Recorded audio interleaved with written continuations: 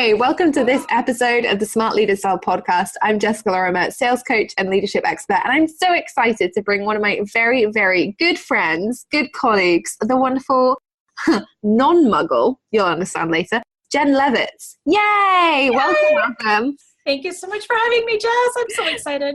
I'm excited too. And so I've got to tell everyone, because obviously you guys, when you're listening, you can't actually see what me and Jen are seeing. And sometimes that's quite a good thing, because generally I'm wearing my pajamas. Today I've actually worn clothes, so woohoo, we're winning.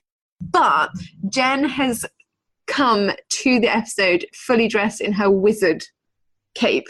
Is it a cape? Is it a cape or a cloak?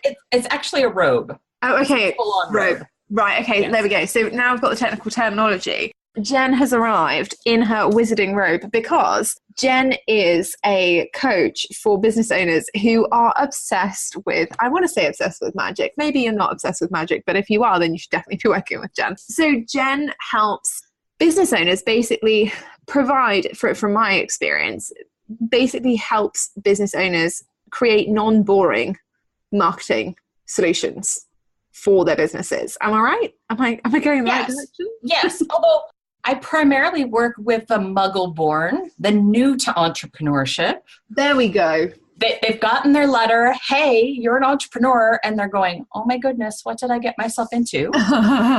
And have not yet achieved their OWL of about 100,000 to 150,000. There we go. I love it. And this is the thing, because you love Harry Potter and I love Harry Potter, and I debated when I knew we were going to do this episode. I debated having like a Harry Potter quiz, and then I was like, but it would just go on forever because we both know all of the answers to everything. So, if you are listening to the episode and you want to test our knowledge on Harry Potter, please send me an email, jessica@jessicalorimer.com, and you can send me any Harry Potter related question you want, and I promise that me and Jen will answer it in the Facebook group. And you can head over there and you can check our answers and make sure that we are the Harry Potter fanatics that we say we are, which we really are. Yes, we are. Yes. Although that's not how we came together, though. No, it's not. It's not. It's really interesting. So one of those things, and I say this to people all the time, when you join courses and things, sometimes the course itself is not the best part. It's the people you meet. And definitely the course that we met, I was like, the course is cool. But you and a few other people were the standouts of it and just made it an absolute pleasure. So I'm very, very excited about this. I'm very excited that you're on the podcast. I am too. Because you actually made me not hate sales. Aww. Sales has not been my favorite thing. And that's why I got paired with you. See, and I just love sales. And also Harry Potter. It was like the match made in heaven. Well, you switched my mind, so there we go. See, and for anyone out there who is debating creating some kind of new Tinder app, I feel like this is the thing you should be listening to. If somebody hates one thing, like touching raw chicken, partner them with somebody who doesn't hate touching raw chicken. Genuine example. And I use this example because a TV program here in the UK asked me to appear on television this morning or yesterday morning, talking about the new packaging that has been brought out in the UK by a supermarket chain here, who think that millennials hate touching raw meat. So they have created the rip and tip packaging, which I think is hilarious. Unfortunately, they were looking for someone to defend it. So I was like, I just can't bring myself to defend the selling of masses and masses of plastic in the current world that we live. But yeah, if you are going to create an online dating app, make sure that you look for what do people not like and what do people actually like, and then you could maybe do the whole opposites attract thing. Exactly.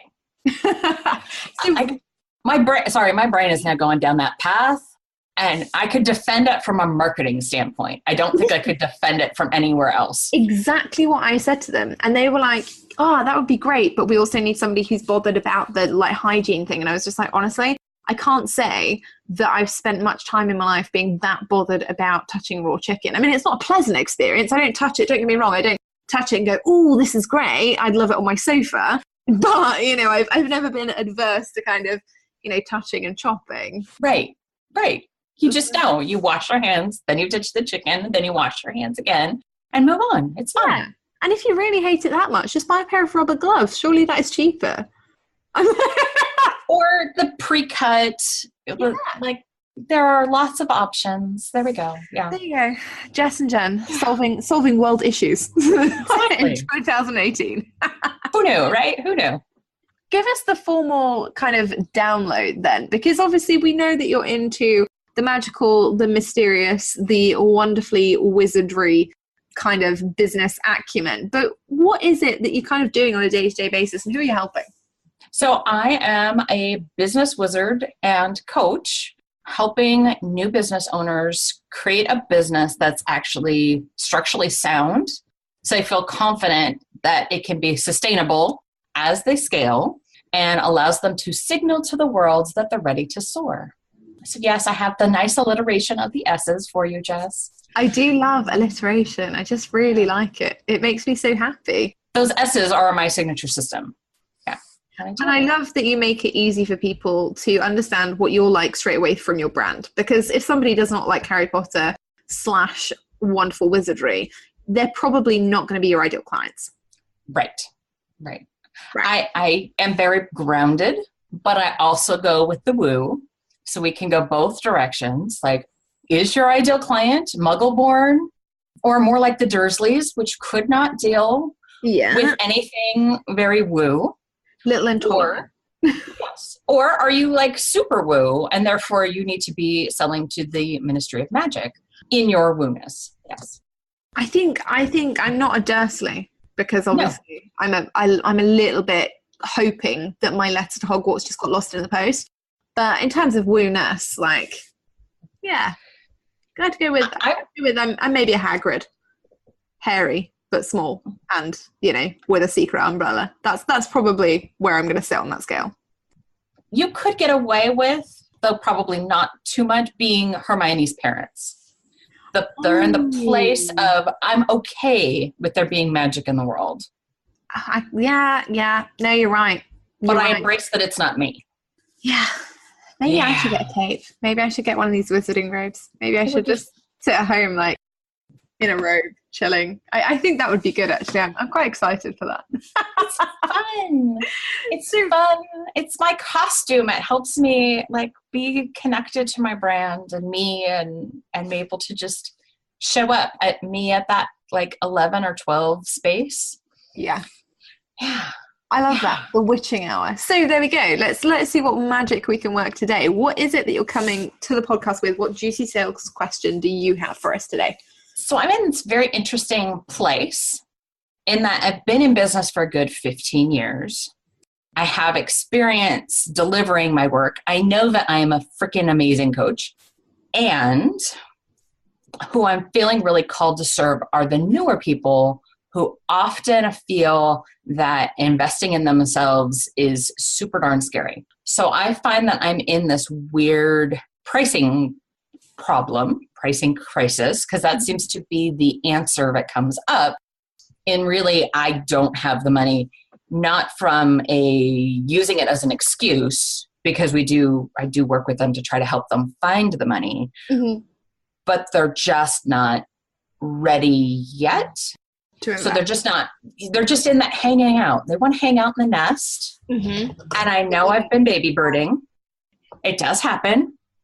So I'm just not booking calls. I'm not booking people interested to work with me in that early space. I'm getting lots of people in the higher price points, because I also do tech stuff.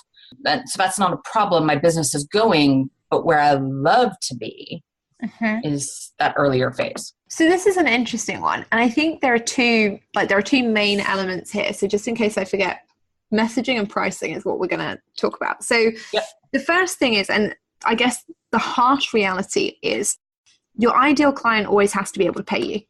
And so when we look at newbies, generally it depends on the people that you're aiming for, whether they'll be able to pay you. Because, for example, when I went into business, I still had a corporate job. So actually, disposable income, I had a fair amount of disposable income that I could invest into coaching, into my business. And in some ways, that made my life an awful lot easier. What we typically see in the online space is that lots of people want to work with newbies, but the newbies themselves are not necessarily qualified to be running businesses at this time.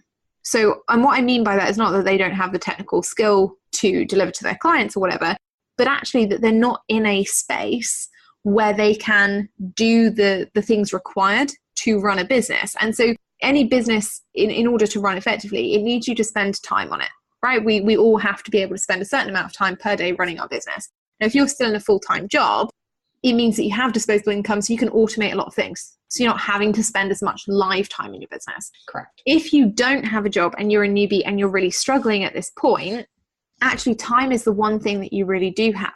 So you can choose to spend 8 hours a day, 10 hours a day working on your business. And then it's really a case of working on the core activities, sales, messaging, /visibility, and your own learning and development.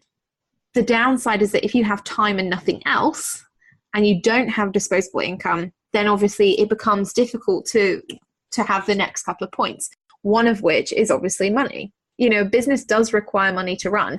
But even at the early stages of your business, you're still going to have the basics. You know, you're still going to have insurance. You're still going to have an email autoresponder. You're still going to have to think about accounting and how you're going to do that, whether you want to have accounting software or whether you are going to do it in an Excel spreadsheet or all those kinds of things. They are going to cost money. And so what we're seeing is this rise of what I would call wantrepreneurs in the online space who really they want to be a business owner, but they're not prepared to put themselves in a situation financially where that they would allow that to happen. So they don't want to get a part-time job. They want to keep doing what they're doing. They want to have the freedom lifestyle, but it then means that they don't have any money to put in the equation. They don't have any money to invest. And it kind of sounds like that's where the people that you've perhaps been targeting, those newbies, are, right? They don't have the disposable income, and they genuinely don't. It's not a case of they could be persuaded to find it. You're obviously going through the stages on a sales call to help them, make financial decisions that would let them do that. But if they genuinely don't have the cash, they don't have the cash. And then it does become, one of my good friends, Heather Gray, she has clients, or she's had clients in the past that have gone out and been like, I've got a job driving Uber cabs because I know that this is going to make a big difference. So I'm going to go out and do this and reinvest in that. And that's going to push my business forward. And I think that that's one of those things that sometimes we look down on as business owners, that most coaches kind of go, oh yeah, well, if you really wanted the coaching, you'd find the cash. But we're not always willing to say to people, sometimes that comes at the expense of you're going to lose some of the time freedom that you have. So that might be an option to explore with them is, have you thought about considering part-time income? Because if you really do want your business to work, it isn't a case anymore. We're not in the 90s, unfortunately, where anyone can go to a laptop or a computer and just bash something out and become a millionaire overnight. We're in a saturated market. It's very, very much what I would call client driven, which means that effectively it's competitive.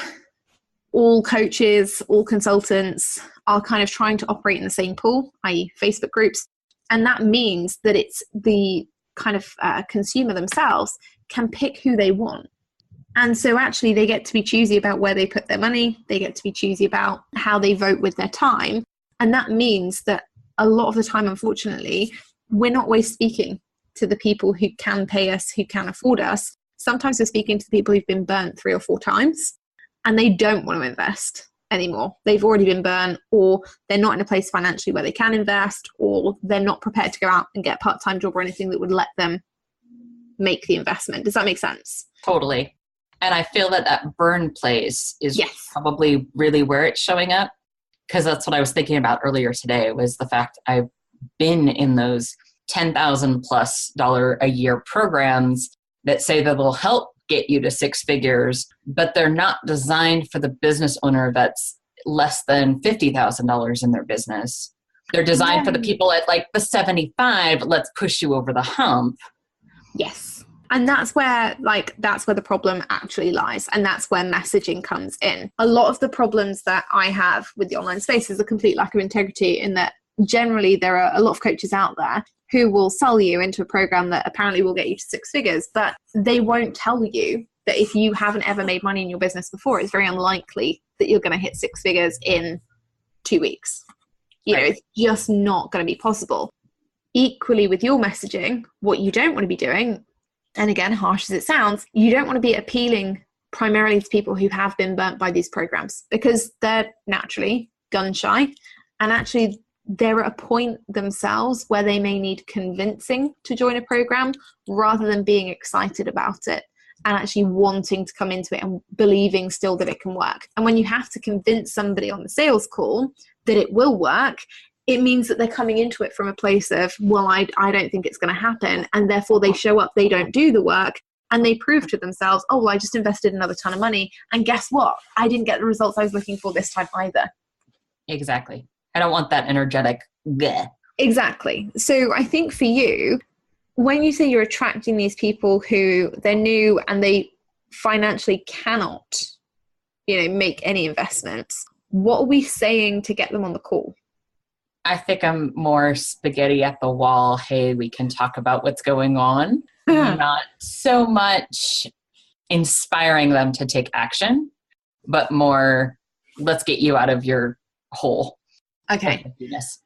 And this is the thing. So what you've done is really normal, but you're marketing yourself as their savior rather than, hey, if you really want this, it's going to be tough. You've got to pull your socks up, but it can still happen.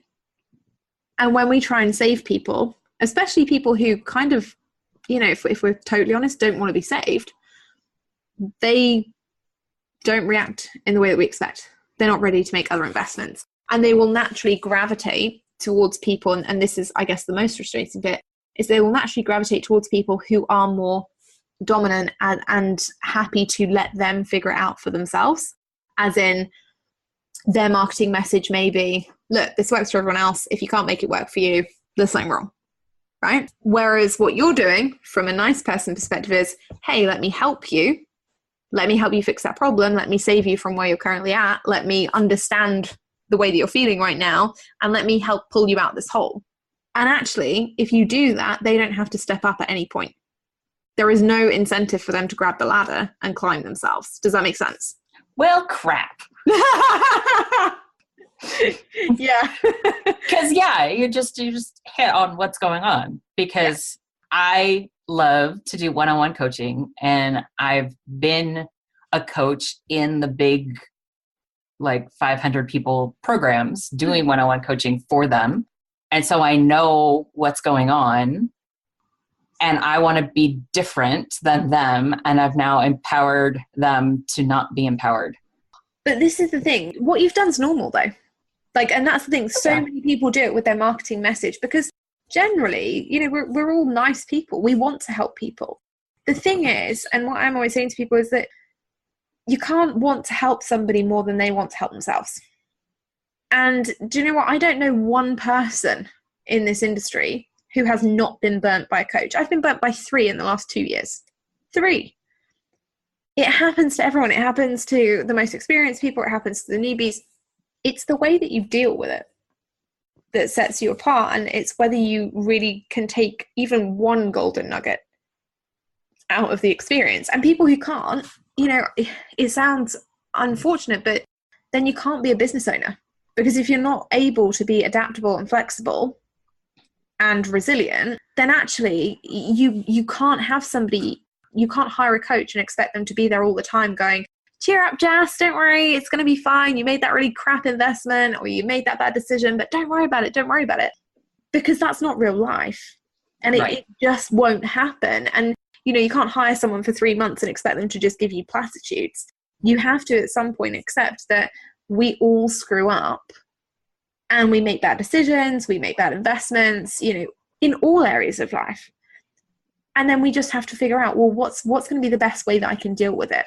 Is it that I need to hire a coach? And if it is, how do they need to be for me to step up and react? And the way that, a coach needs to be in order for somebody else to step up and be inspired and motivated and empowered is to say, I can help you get part of the way. I can believe in you. I can believe in the talent you have or the skill you have. Until you actually step up and do the work, though, nothing changes. So it's up to you. That bit, the action, all on you. We can create the plan, but you're the one that has to actually do the work. That's exactly purely what the coaches are, especially if you look to the Olympic coaches. Oh, well, they're just here to share their advice, help guide you around the pitfalls, to help you be better at what you already have and what you're already doing.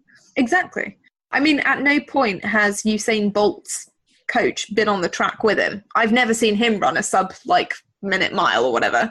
But it comes down to, we have to appeal with your message to the people who actually want to get out of the hole, not the people who want somebody else to lift them, the people who are like, okay, I'm going to take it one rung at a time, and if I have to scratch myself up by my fingernails, I'm going to make that happen because I really want what's at the end. And what we're doing right now is appealing to the people who are like, well, maybe it'd be nice. Maybe it'd be nice to sit on the beach. Maybe it'd be nice to earn 10K a month. Maybe it'd be nice to do all these things. But, if it doesn't happen, well, it doesn't happen for most people. Dang it. See, this is why we work with a coach, because we cannot cut our own hair. This is the kind of thing that I would totally have told someone I was coaching, and you just, yeah. But that's it. I honestly think that's the only problem. I think the thing is, there are two bits. One of them is the messaging. I think it needs to be more assertive. And the second bit, I think it's about being proactive rather than reactive. You mentioned there about, I'm more of a spaghetti at the wall kind of, hey, how can I help you? I think now's the time to kind of be more structured about, I'm going to promote these calls. If I want people on sales calls, I'm going to promote them and I'm going to tell them exactly who they're for. And if it is for the newbie, that's fine. It can be for the person who, earlier on you were talking about being sub 100, 150K. Great. But it also can't be the person who is, if you're talking to somebody who's making 100K a year versus somebody who's making 0, they're two completely different people. Exactly. So we have to specify that for them. Right, okay, this call is for you if you have disposable income to invest in yourself and your business, or access to disposable income to invest in yourself and your business. It's for you if you are brand new and you don't have the following set up: lead magnet, email sequences, understanding of how your messaging works, understanding of basic marketing. If that's you, this call is for you. If, however, you're making, 5K a month, 10K a month consistently, and actually your problems are more about understanding how to scale, understanding how to build a bigger brand, understanding about mass visibility, then this call is for you. Right. And be proactive about where you're marketing. I mean, where are you marketing these calls at the moment? Email and my Facebook group. I'm not promoting it in other places because it just hasn't clicked yet. It hasn't felt like it's there yet. But now I know why, because I haven't been clear on what I wanted to go for. And I think that's the thing. I would probably go out to your email list and your Facebook group and give them a bit of a kick in the pants. Why are they sat there passive? What is it that is making them so passive all the time? You're giving out free value, you're going in, you're helping them out, you're sending them these emails, you want them to get on a free call to give them a hand, and they're just like, nah, yeah, maybe.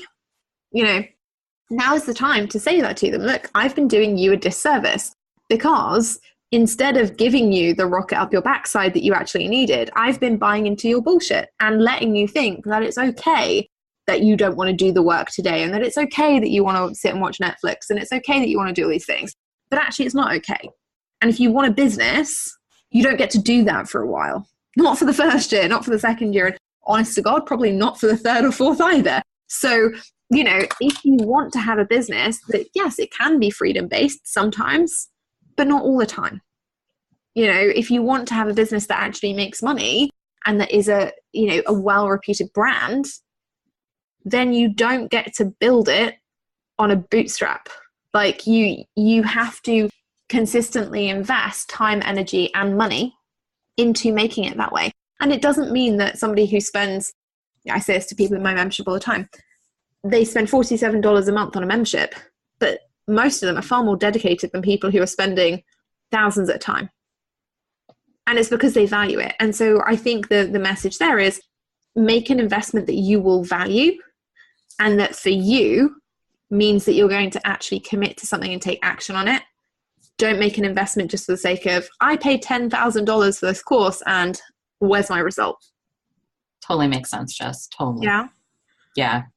And I'm laughing. Your face, you're like, yeah, I know. I'm laughing because I think this was the same thing that you told me back in January that I hadn't yet actioned. Yeah. And now at least it's recorded and you're going to call me on it again in 3 months when. Well, I'm not going to call you on it in 3 months because in 3 months you'll have done it. And you'll be like, Jess, I'm booking all these sales calls with all these amazing people. I'll be like, yeah, cool. How's that working for you? Good point.